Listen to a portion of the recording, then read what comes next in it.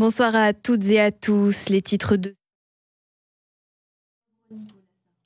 En prison, le syndicat UFA-PUNSA Justice dénonce une incarcération médiatique. Et puis on parle de ce quarantenaire décédé après une chute de 30 mètres sur un site industriel à la Med. Et puis enfin un peu de légèreté dans ce journal pour terminer. À Marseille, les infrastructures sportives deviennent gratuites pendant les vacances pour les plus jeunes. Nicolas Sarkozy est donc arrivé ce matin à la prison de la Santé à Paris. L'ancien président de la République a été écroué près d'un mois après sa condamnation dans l'affaire des soupçons de financement libyen de sa campagne présidentielle en 2007. Le syndicat UFA-PUNSA Justice dénonce une incarcération médiatique dans un contexte déjà explosif pour les personnels de l'administration pénitentiaire. Écoutez Amandine Cordier, secrétaire régionale du syndicat. Nous, on trouve que c'est une cellule présidentielle, c'est-à-dire qu'à un moment donné, il faut ramener la lumière sur la réalité, d'accord, celle qui est vécue chaque jour par les personnels pénitentiaires. On a une institution qui est en état d'urgence. Là, on parle de M. Sarkozy qui va être incarcéré dans 9 mètres carrés, d'accord. Il faut savoir qu'on a plus de 84 000 détenus pour 62 000 places. Ce qui signifie qu'à la Santé, comme dans des tas d'autres établissements en France, y compris sur Aix, on a des détenus qui dorment sur des matelas au sol. Donc ils sont en 9 mètres carrés, ils sont 3 dedans. Ça crée des situations et des tensions explosives. On a des postes vacants, faute d'attractivité et de reconnaissance de nos métiers. Il faut savoir que nos personnels, on a 4 000 agressions de personnel chaque année dans l'indifférence générale. On a des heures supplémentaires qui ne sont pas payées. C'est-à-dire que l'État doit à ses agents aujourd'hui 13 millions d'euros. Donc oui, on entend qu'un ancien président de la République est écroué, c'est quelque chose qui doit être médiatisé, mais médiatisons-le à la hauteur de ce que les personnels vivent chaque année. C'est-à-dire que la lumière qui n'est pas sur lui qu'elle va être, c'est sur nos agents. En tout cas, du côté de Nicolas Sarkozy, ses avocats ont déposé une demande de mise en liberté. Changement de décor, mais politique toujours. L'Union départementale CGT des Bouches-du-Rhône a un nouveau secrétaire général. Marc Pietrosino, salarié de la FNAC à la Valentine, succède à Olivier Matteux, invité ce matin de Maritima. Il a livré sa vision d'un pays en crise sociale et politique profonde. On l'écoute au micro de Didier Gesualdi. Aujourd'hui, vous m'interviewez le jour où un ancien président de la République rentre en prison. C'est quand même un signe que les choses ne tournent pas rond quand même dans notre pays. Il y a eu cette phrase de l'humoriste Pierre-Emmanuel Barré qui m'a plu. Il a comparé Olivier Faure à un pompier qui sortirait d'une maison en feu en ayant pris un doudou et un paquet de couches et en ayant oublié le bébé. Je trouve que ça résume assez bien la teneur du budget qui nous est présenté et le sacrifice qu'on nous demande pour rien en fait, puisque une suspension n'est pas une abrogation, elle pourra revenir à tout moment. Et en même temps, pour obtenir cette suspension, il faudra accepter d'avaler toutes les couleuvres qui sont dans le budget et qui sont beaucoup plus importantes que dans les précédents budgets qui sont passés jusqu'à présent. Au niveau départemental, le nouveau secrétaire général souhaite aider les travailleurs à s'organiser, mais aussi renforcer la CGT lors de son mandat.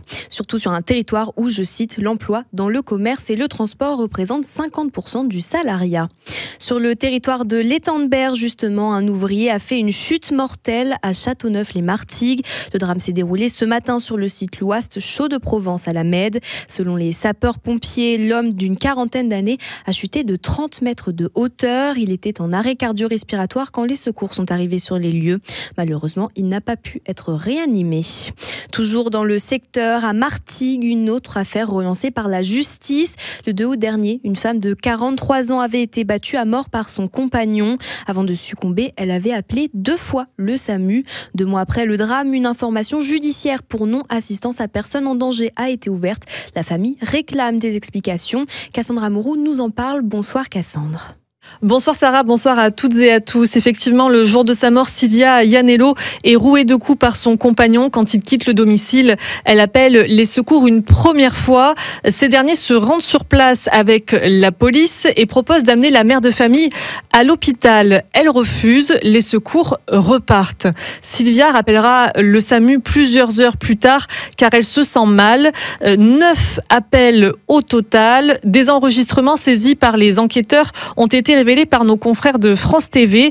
On y entend les opérateurs répondre « Il va falloir arrêter d'appeler, on est venu une fois, vous croyez qu'on est des taxis ?» ou encore « Je pense que vous avez un problème, madame, il va falloir voir un psychiatre. » Sylvia succombera à ses blessures. Dans un communiqué, l'AP-HM évoque de potentielles défaillances et assure sa volonté de faire la lumière sur cette affaire.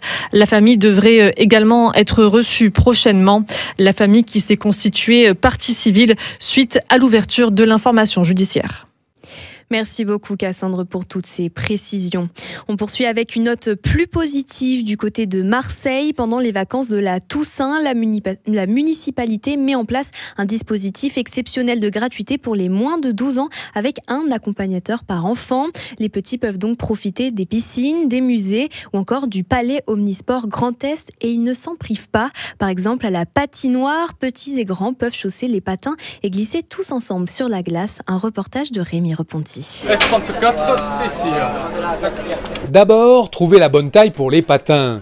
Avec la gratuité pour les moins de 12 ans et un accompagnateur par enfant pendant les vacances de la Toussaint, les papas et les mamans sont ravis d'essayer le patinage sur glace. C'est une super idée parce que pour les Marseillais qui sont encore là pour les vacances, c'est des activités qu'on ne viendrait pas forcément faire s'il fallait payer à chaque fois. Ma fille n'en a jamais fait. Et ça nous permet du coup de lui faire essayer et de voir si c'est quelque chose qui lui plaît pour pouvoir y revenir. Sur la glace, les débutants croisent de futures championnes comme Nadine, 12 ans. Dès qu'il y a du monde, c'est un peu compliqué parce qu'on a peur qu'ils nous foncent dessus et tout, donc c'est un peu galère. Pas de quoi entamer le plaisir de Martin, 11 ans. Je viens faire la patinoire avec mes amis, ma soeur, et mon père et ma mère. Moi j'aime bien patiner. Ça va, tu tombes pas trop? Bah si, quand même des fois, mais... J'essaye de ne pas tomber.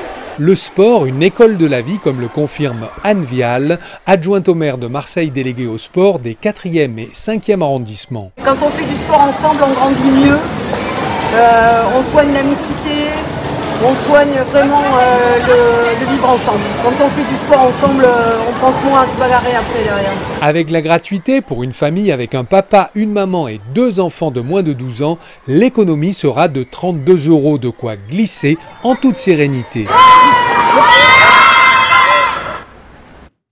En football maintenant, l'Olympique de Marseille retrouve la Ligue des Champions demain soir. Après une victoire à domicile face à l'Ajax, les Marseillais se déplacent sur la pelouse du Sporting Lisbonne. L'OM occupe actuellement la 12e place du classement de la Ligue des Champions en position de barragiste.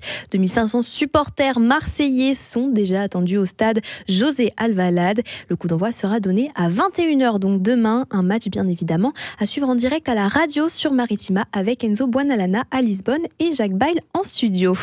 On termine ce journal sur une note culturelle et poétique à Aix-en-Provence. La petite galerie Cézanne, installée dans la Manufacture, propose une exposition immersive et ludique pensée pour les enfants.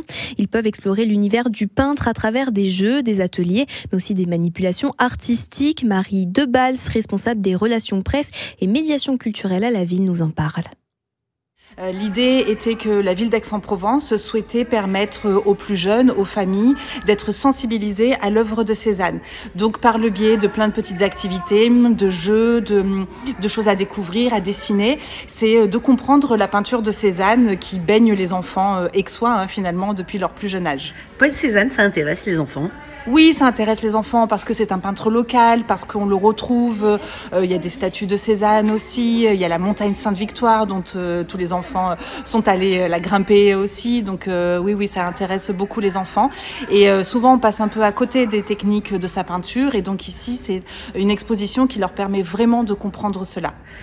35 000 visiteurs, une exposition qui prolongée. C'est un véritable succès. Oui, tout à fait. Nous sommes très heureux. Il y a beaucoup de monde, beaucoup de familles qui sont venues. On en attend encore pendant ces vacances d'automne également. Nous avons beaucoup de groupes, des classes, des centres. Un va venir d'ailleurs tout à l'heure découvrir cette exposition. Et donc, oui, nous sommes ravis. Et face à son succès, l'exposition initialement prévue jusqu'à l'automne est prolongée jusqu'au 21 décembre. Et oui, la petite galerie Cézanne a déjà séduit près de 35 000 visiteurs et reste gratuite et ouverte à tous. Donc si vous ne savez pas quoi faire ce week-end, eh bien vous pouvez passer y faire un tour. C'est la fin de ce journal. Merci à tous de l'avoir suivi. On se retrouve évidemment demain à 19h en direct à la radio et à la télé comme tous les soirs. Et moi, je vous souhaite une très belle soirée avec nous sur Maritima.